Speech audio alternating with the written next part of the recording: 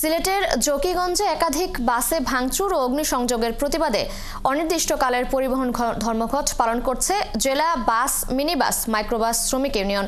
সকাল থেকে তাদের এই কর্মসূচি শুরু হয়েছে।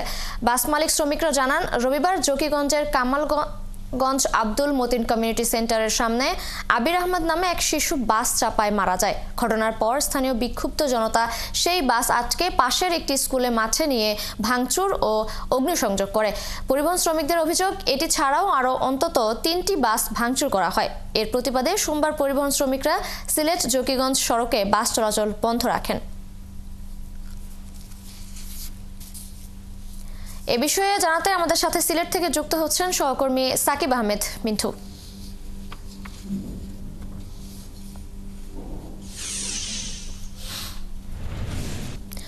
মিঠু, সিলেটে কোন কোন রুটে বাস চলাচল আজ বন্ধ আছে? যাত্রীদের দুর্ভোগ কেমন দেখতে পাচ্ছেন? ধন্যবাদ আপনাকে। সিলেটের যে রুট একটি আছে, যেটি হচ্ছে জকিগঞ্জ এবং বিয়ানীবাজার রুট, সেই সড়কে আজকে ধর্মঘটের ডাক দিয়েছেন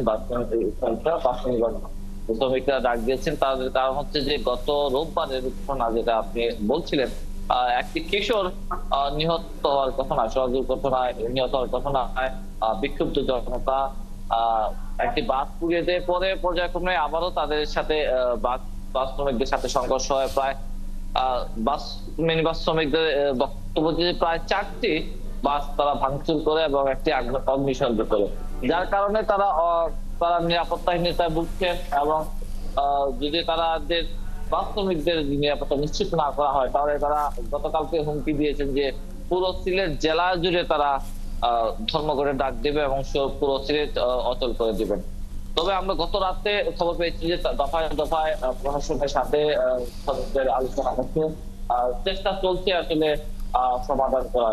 আপনাকে জানিয়ে রাখি, সিলেট যে জকিগঞ্জ এবং বিয়ানীবাজার সড়ক, সেটি একটি রুট, একই রাস্তা দিয়ে যেতে হয়। মাঝখানে পথে 2 ভাগে বিভক্ত হয়ে গেছে।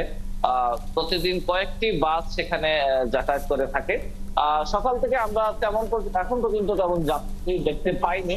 তবে বেলা যত গড়াবে হয়তো সেই যাত্রী সংখ্যাও বাড়তে থাকবে।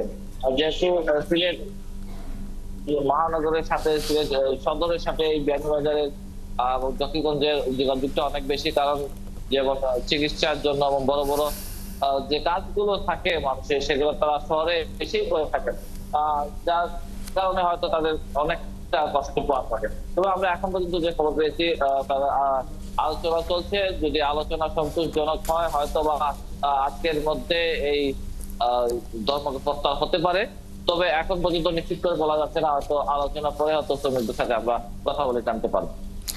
মিঠু, আপনার মাধ্যমে জানছিলাম সিলেটে বাস চলাচল বন্ধ থাকায় যাত্রীদের দুর্ভোগের খবর। আপনি আরো খোঁজ খবর রাখতে থাকুন, আমরা পরবর্তীতে আবার আপনার সাথে আসবো।